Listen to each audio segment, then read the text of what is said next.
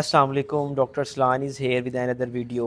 आज मैंने बड़ी एफ़र्ट के बाद जनाब एडवोकेट राना ज़ुहैब का टाइम लिया है। सर बहुत शुक्रिया, आप आए, हमारी वीडियो में आपने मौका दिया हमें। तो सर सुनाएं कैसे हैं? जी अल्हम्दुलिल्लाह डॉक्टर साहब। फ़र्स्ट ऑफ़ ऑल डॉक्टर साहब आपकी बड़ी मेहरबानी है, आपने जनाब इतनी इज़्ज़त बख्शी और हमें इनवाइट किया। तो बाकी दूसरा डॉक्टर साहब, लास्ट टाइम आपकी एक वीडियो देखी थी डेंगू के टॉपिक पे हाँ आपने जी। बनाई, माशाल्लाह बड़ा अच्छा कंटेंट था और उसको बहुत ज़्यादा शेयर्स और उसको व्यूज़ जिस तरह मिले और नीचे जो कमेंट्स वगैरह आ रहे थे, तो यकीनन आपका जो कंटेंट था बड़ा अच्छा था। हाँ जी सर, सुनाएं कैसी जा रही है आपकी प्रैक्टिस? जी अल्हम्दुलिल्लाह, अल्लाह ताला की ज़ात का बड़ा करम है, अच्छी जा रही है। हम शुरू कर लेते हैं आपकी प्रैक्टिस से ही। वैसे ये एक रैंडम सा वीडियो है, हम इधर जी जी घूमने के लिए आए थे तो जी जी हमने सोचा कि इस पे एक वीडियो बना दें। हम बैठे तो हैं ही, एडवोकेट साहब ने टाइम तो दिया ही है। तो सर सुनाएं क्या केसेस आजकल जो ज़्यादा आ रहे हैं? जिस तरह का आज का दौर जा रहा है उसको देखते हुए, एक तो विरासत से रिलेटेड, प्रॉपर्टी से रिलेटेड, क्योंकि नफसा नफसी का दौर है। ऐसा ही है। भाई भाई के साथ सिंसेयर नहीं है, बाप बेटे के साथ, बेटा हम्म बाप के साथ, मतलब फाड़ लो का दौर है ऐसा ही। कि हर बंदा आंदा है कि सारा कुछ मेरे को लिया दे। ऐसा ही है। एक तो मतलब सिविल नेचर के केसेस बहुत ज़्यादा आ रहे हैं कि बहनों को, खासकर हमारे मुआशरे में जो सबसे बड़े मतलब फॉल्ट है वो ये है कि हम लोग अपनी बहनों को नहीं,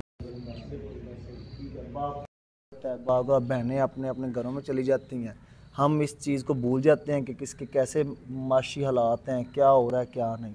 तो भाई उस पर क्योंकि ऑलरेडी काबज़ होते हैं, बिल्कुल। तो वो बहनों को पता तक नहीं चलने देते और अपनी विरासतें वगैरह करवा के। और मुझे लगता है इनमें ना बहनों भाइयों के पीछे जो उनकी बीवी है ना, मुझे लगता है एट सम पॉइंट उनका भी पीछे हाथ होता है ना। वो उन्हें उस तरह से वो अपना फ़र्ज़ अदा करने नहीं देते कि वो अपनी, अदरवाइज़ अगर मैं देखूं तो एक बहन भाई के अंदर इतना इतना रिलेशन और इतना उनके अंदर बॉन्ड होता है कि वो एक दूसरे की हक तलफी नहीं करते। जी डॉक्टर साहब, वो एक बड़ा मशहूर शेर है ना कि होता नशा शराब में तो नाचती बोतल, होता नशा शराब में तो नाचती बोतल, ये अपनी ही मस्ती है जो मचती है हालचाल। तो ये जो हम कह देते हैं ना कि फलां ने फलां को ख़राब कर दिया या फलां के कहने पे ऐसे, भाई कोई दूध पीता बच्चा तो है नहीं वो। ऐसे ही है। और एक ब्लड का रिश्ता है, खून का रिश्ता है, अगर बेगम के कहने पे वो उसको छोड़ दे तो ऐसा पॉसिबल नहीं।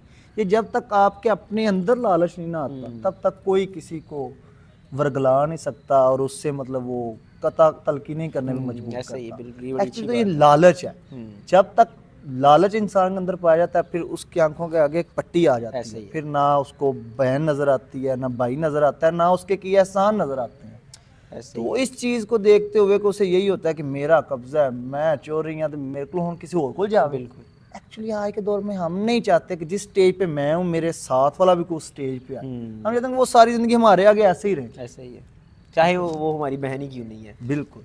तो इस तरह करके वो मतलब बहनों को उसमें से माइनस करके वो सारी प्रॉपर्टी, तो प्रॉपर्टी से रिलेटेड इनके आपस में जो मामला आते हैं, केसेस आते हैं इस तकरार हक के, वो है। और दूसरा जो आजकल मुआशरे में तलाक बड़ी टॉप ट्रेंड पे जा रही है, तो एक तलाक के फैमिली केसेस जो फैमिली कोर्ट्स हैं उधर रश बड़ा ज़्यादा है। दूसरा जो लड़ाई झगड़े के मामला हैं वो अज़ल से अब तक चलते ही ऐसा ही। रहना है। तो हालांकि वो अभी उसमें फिर भी लोगों को किसी हद तक शऊर आ चुका है कि बिला वजह के जो झगड़े हैं, जो कत्लो गारत है, उसमें किसी हद तक मतलब फिर कमी आ भी गई है, कमी आ कमी चुकी आ है, गई है क्योंकि उसमें। ऐसा ही है। इल्म तालीम आती जा रही है। जब जब भी किसी मुआशरे में तालीम आती है तो उधर शऊर आ जाता है। बिल्कुल ऐसा ही है। कायदे आज़म ने फरमाया था ना कि अगर आप किसी कौम को मजबूत करना चाहते हो तो उसे तालीम दो, उसे अच्छे उस्ताद दो।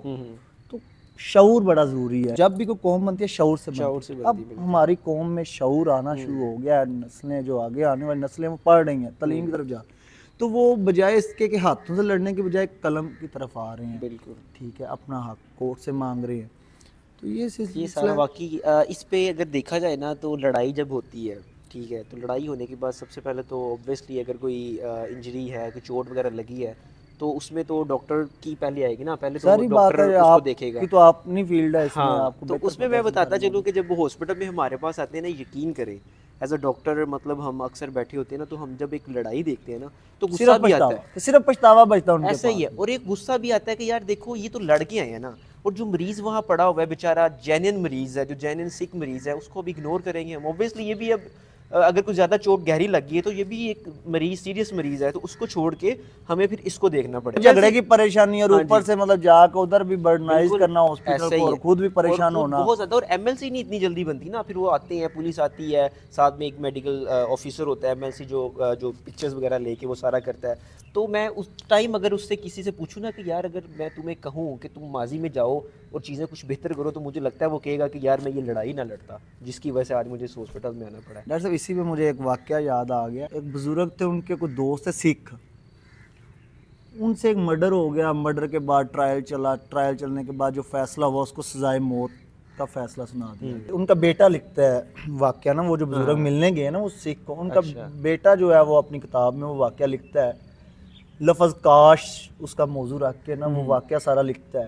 तो अब बेटा बताता है कि वालिद साहब जाके उससे मतलब सवाल करते हैं कि आज इस लम्हे पे जब तुम्हें सजाए मौत का फैसला सुना दिया गया है और अब कोई अनहोनी हो जाए तो हो जाए, अदरवाइज कल तुम्हें फांसी लगने से, तुम्हारी जान जाने से कोई नहीं बचा सकता, तो क्या तुम सोच रहे हो कि कौन सी ऐसी चीज़ है जो तुम्हें तंग कर रही है, जो परेशान कर रही है?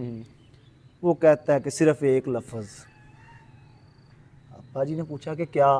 कहता है कि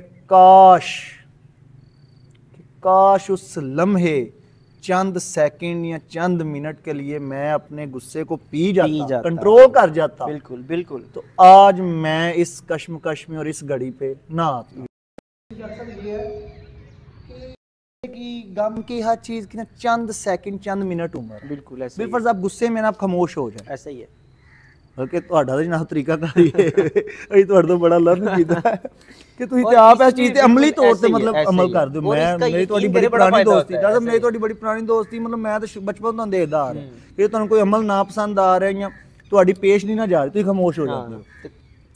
तो 12 मिनट वैसे जो मतलब रिसर्च बताती है कि 12 मिनट उम्र होती है इन चीज़ों की। अगर हम उसको अपने ऊपर तारी रखें तो फिर वो हमारी नेचर भी बन सकता है, फितरत भी बन सकता है, बल्कि हमारी पहचान भी काको बन सकता है। जिन्होंने कहते हैं सड़ी वाले बंदा, असल चीज़ नहीं वो अपने उत्ते सवार आता है। ऐसा ही है। तो वो बहुत बड़ा सबक था हमारे लिए कि कल को मुझे और आपको अल्लाह ताला की ज़ात इस काश लफ्ज़ से बचाए, उन मौके पे अपने आप पे कंट्रोल रखने की तौफीक अता फरमाए। और टेक होम मैसेज यही है कि गुस्से पे काबू करें, ठीक है, बजाय से कि लड़ें मारें, उसके बाद हॉस्पिटल्स में जाएं, वहाँ जलील होएं, हॉस्पिटल से चलो एमएलसी कट की जो भी एफआईआर वगैरह जिस तरह भी वो होती है, उसके बाद वकील साहब के पास जाएं, कचहरियों के मतलब होए जो भी जलालत वो ये ज़्यादा अच्छा बता सकते हैं। एक तो बंदा पहली तकलीफ में होता है, परेशानी में होता है, उसके बाद जारी बात है वकील उसका भी प्रोफेशन है, और वैसे भी कहते हैं कि हस्पताल तक कचहरी दी कन्ना भी पैसे मांगते हैं। अल्लाह पाक की ज़ात वैरी दुश्मन को भी बचाए इन चार दीवारियों से, अल्लाह कभी किसी को ना इधर लेके जाए। गुस्से वाला टाइम है, उस पर काबू करके तो हम बड़ी चीज़ों को जो है वो बेहतर तरीके से आगे लेके जा सकते हैं। अक्सर ज़ेब भाई मुझे बताते हैं ना इस तरह, शायद इनके वालिद साहब ने कहा है, मैं बताता हूँ, फिर वो खुद अपनी ज़ुबान में भी बताएंगे कि जे जितना ही ते वेक हार के।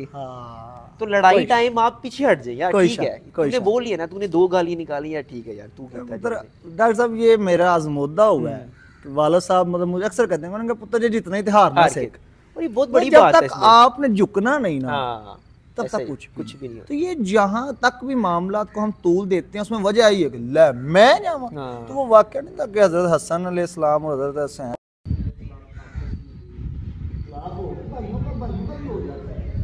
उनके खैर इख्तलाफ हमारे और आप जैसे नहीं थे, मतलब वो अजीम हस्तियाँ हैं, मतलब उनका ना आपस में इख्तलाफ हो गया मगर एहतराम कायम, हर चीज़ कायम। हजरत हसन बड़े थे, हजरत हुसैन छोटे थे, तो हज़रत हुसैन अलैहिस्सलाम ने एक दिन हज़रत हसन अलैहिस्सलाम को मैसेज भेजा कि उन्हें कहें कि आके मुझसे माजरत करें और हम सुलह करें। अब छोटा भाई बड़े भाई को मैसेज भेज रहा है, और वो बड़ा भाई भी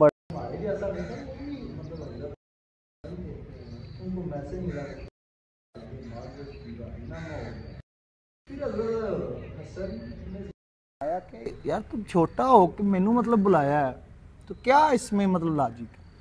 उन्होंने कहा कि मैंने अपने नाना हजूर से सुना था कि जो बंदा सुलह में पहल करेगा वो पहले जन्नत में जाएगा। तो वो कहते कि तू मेरा बड़ा भाई है, तो मैं चाहता हूँ कि मेरा बड़ा भाई पहले जन्नत में। इतना ज़र्फ पैदा करें, हम उनके मानने वाले हैं सारे, ऐसे ही यही सिलसिला। डॉक्टर साहब बस अल्लाह ताला की ज़ात हमें बर्दाश्त करने की, दरगुजर करने की मामलात को तौफीक दे।